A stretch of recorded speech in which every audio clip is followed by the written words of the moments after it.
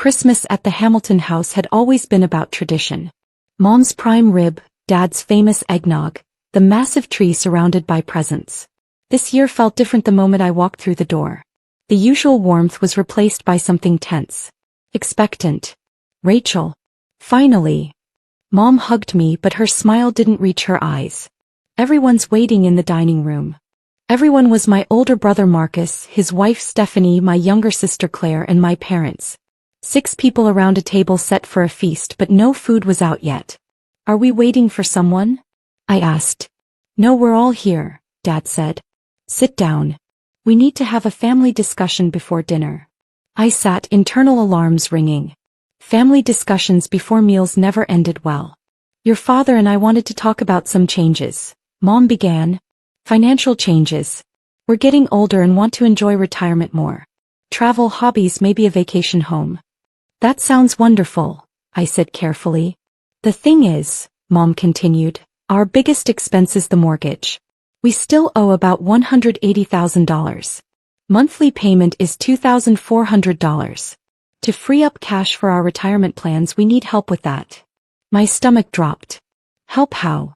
Mom looked directly at me. "We've talked it over as a family, and we think it's only fair that you help with the mortgage." "Excuse me. You're the most financially stable," Dad explained. "Marcus has 3 kids to support. Claire is paying off student loans. But you're single, no kids, you have that high-paying job at the law firm. You can afford it." "You want me to pay your mortgage," I said slowly. "Just $2,400 a month," Mom said. "It's nothing to you really. You make 6 figures as a corporate attorney." I looked around the table. Marcus wouldn't meet my eyes. Stephanie studied her plate. Claire looked uncomfortable but silent. "Did everyone know about this before I got here?" "We mentioned it to Marcus and Claire earlier," Dad admitted. "Everyone agreed it made sense. Everyone agreed I should pay $2,400 a month, nearly $30,000 a year, for a house I don't live in. It's the family home," Mom said, using that disappointed tone I knew too well. "And yes, you live alone in that expensive downtown condo. You clearly have money to spare. Just because I don't have children doesn't mean my money is free for taking." "We're not taking anything," Dad said.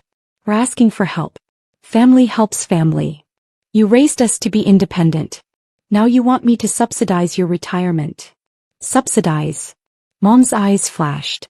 "Rachel, we gave you everything. We paid for your education." "You paid for 1 year of undergrad," I interrupted. "I got scholarships for the rest and paid for law school myself. I just finished paying those loans last year. We gave you a home for 18 years. Dad's voice rose. "We fed you, clothed you, supported you. Now when we need something in return, you're being selfish." "I'm being realistic.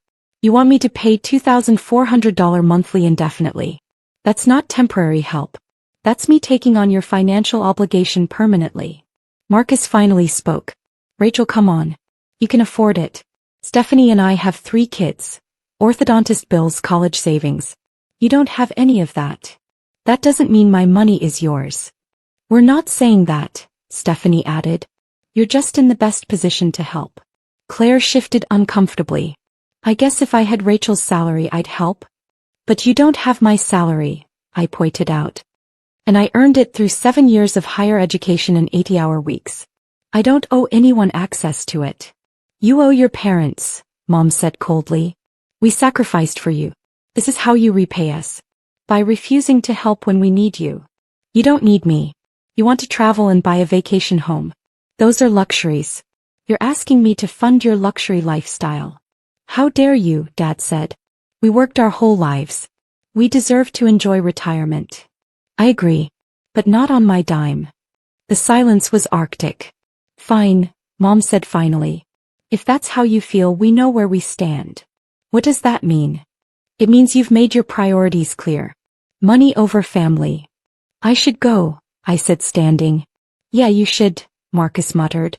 I grabbed my coat. No one said goodbye. As I reached my car, Claire ran out. "Rachel, wait.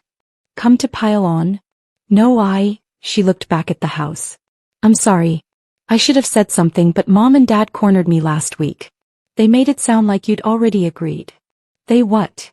They said you were going to help with the mortgage and we were meeting to finalize details. I thought you knew. I stared at her. They lied to you. I knew nothing about this until tonight. Claire's face fell. Oh my God. Rachel, I'm so sorry. It's fine. But Claire, if Mom or Dad ask you to sign anything or mention my name with any financial matter, call me immediately. You think they'd forge your signature? I think they've already shown they'll lie to get what they want. Please. Just call me if anything seems off. She nodded. Hey. I will. I drove home and spent Christmas night alone with takeout Chinese food. The day after Christmas I did what any corporate attorney would do. I started digging. I pulled up county property records for their house. My hands shook at what I found. The house was in foreclosure. Pre-foreclosure status. The notice had been filed 6 weeks ago. My parents were 4 months behind on payments. They didn't want me to start paying so they could travel. They needed me to catch up on missed payments so they wouldn't lose the house. I kept digging. The mortgage had been refinanced twice in 5 years, each time pulling out equity. The current balance was $240,000, not the $180,000 they'd claimed. I called my colleague David Chin, who specialized in financial fraud. David, I need a favor. Can you run a comprehensive financial background check on my parents? 2 days later we met at a coffee shop. Your parents have been living beyond their means for at least 5 years, he said. Credit card debt totaling $85,000. A personal loan for $50,000, currently in default. The refinances pulled out $120,000 in equity that's gone. Where's their income going? They're spending like they make $150,000 a year when they actually make $72,000. Luxury car lease, country club membership, a cruise last spring for $12,000 on credit cards. They're drowning. The foreclosure was just the beginning. Yes. And Rachel, there's one more thing. He hesitated. I found a loan application from 3 weeks ago. For $50,000 from Premier Lending. It was denied, but your name is on it. As a co-signer. The coffee shop tilted. I never applied for any loan. The signature doesn't quite match yours. Rachel, I think your parents tried to forge your signature. I felt sick. They committed fraud. Attempted fraud. But yes. I spent the next week consulting with attorneys. The consensus was clear. My parents had attempted loan fraud using my identity. But there was another option. The house is in foreclosure, my real estate attorney noted. You could purchase it at the foreclosure auction. It would likely sell below market value. And if I purchased it? You'd own it. Your parents would have no legal claim. You could evict them as you would any tenant. It was nuclear. It was harsh. It was also the only way to truly protect myself. I made arrangements with a private lender. The auction was set for January 15th. I didn't tell my family. January 15th was cold and gray. The foreclosure auction was held on courthouse steps at 10 a.m. I arrived at 9:45, scarf covering my face. The auctioneer began at 10. My parents' house was third. 1247 Oakmont Drive. Opening bid is $190,000. Professional flippers bid it up to $220,000. $220,000 going once, going twice. $240,000, I said clearly. Every head turned. The other bidders stepped back. $240,000 going once, twice, sold. I just bought my parents' house out from under them. The paperwork took 2 weeks. On January 30th, I had my attorney send a registered letter informing them that the property had been sold at foreclosure auction and they needed to vacate within 30 days. The new owner was Rachel Hamilton, their daughter. My mother called at 8:47 p.m. I let it go to voicemail. Rachel, what the hell is this? Some kind of sick joke. Dad called next. Marcus. Then Claire. I called only Claire back. It's real, I said. I bought the house at foreclosure auction. Why would you do that? Because they're $85,000 in credit card debt, defaulted on a personal loan and tried to forge my signature on a loan application. They lied about why they needed money. They were going to drag me into their financial disaster. Silence. They tried to forge your signature? Yes. I have documentation. They committed fraud. Oh my God. What happens now? They have 30 days to vacate. Where are they supposed to go? That's not my problem. They created this situation. My parents hired an attorney. Every legal avenue they pursued crumbled. 2 weeks before the deadline, my father showed up at my office. Security called up. "Tell him I'm unavailable," I said. "If he doesn't leave, call the police." He left. On February 28th, my parents still hadn't vacated. I filed for formal eviction. The court hearing was March 10th. The judge reviewed the case quickly. "Ms. Hamilton, you purchased this property at a legitimate foreclosure sale?" "Yes, Your Honor." "And you've provided proper notice to vacate?" "Yes, Your Honor." The judge looked at my parents. "Do you dispute you received notice?" "No," Dad said quietly. "But Your Honor, this is our daughter. She bought our house to punish us." "This is a property matter," the judge interrupted. "You defaulted on your mortgage. The property was sold at public auction. Your familial relationship is not relevant. Mr. and Mrs. Hamilton, you have 14 days to vacate.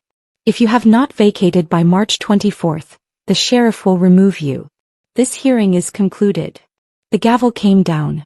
In the hallway, my mother approached me. "I hope you're satisfied," she said, voice shaking. "You've made your point. Your father and I are going to be homeless because our daughter cares more about money than family." "You're not going to be homeless. There are apartments you can afford on Dad's pension. You'll just have to live within your means. We raised you. We gave you everything. You lied to me. You tried to forge my signature. You manipulated my siblings. You created a financial disaster and expected me to bail you out. We're your parents. And you treated me like a bank account instead of a daughter. This is the consequence." Marcus appeared. "You're really going through with this?" "Yes," I said simply. "Then you're dead to us. All of us." "Understood," I said. I walked away. March 24th arrived. My parents had moved out early, leaving the house in terrible condition. $15,000 in repair costs. I restored the house over 6 weeks, then listed it for sale at $285,000. It sold in 9 days for $290,000. After all costs, I netted approximately $32,000 in profit. But the money wasn't the point. The point was protecting myself from people who saw my success as their entitlement. 6 months later, I received a letter from Claire. "Rachel, I'm sorry for how everything happened. You were right about Mom and Dad. After you bought the house, I started paying attention. They hit me up for $5,000 for moving expenses. When I said I didn't have it, Dad called me selfish like you. That's when I realized you weren't the problem. They were. I know you probably don't want to hear from any of us, but I wanted you to know I understand now. You weren't selfish. You were protecting yourself. If you ever want coffee, no pressure. Love, Claire." I called her. "Claire? It's Rachel. I got your letter. Want to get coffee this weekend?" We met that Saturday. Talked for 3 hours. "Marcus still thinks you're the villain," she said. "I know. Does it bother you?" I thought about it. Not as much as I thought it would. I know the truth. I did the right thing. Their opinion doesn't change that. A year after that Christmas dinner, I sat in my condo and reflected on everything. I'd bought and sold my parents' house. Severed ties with most of my family. Been called selfish, cruel, heartless. But I'd also protected myself from fraud, maintained my financial security, and refused to enable destructive behavior. "Since you live alone, you can afford our bills," Mom had declared. He was wrong. I lived alone because I'd built a life for myself through hard work and discipline. And that life wasn't negotiable even for family. Especially for family.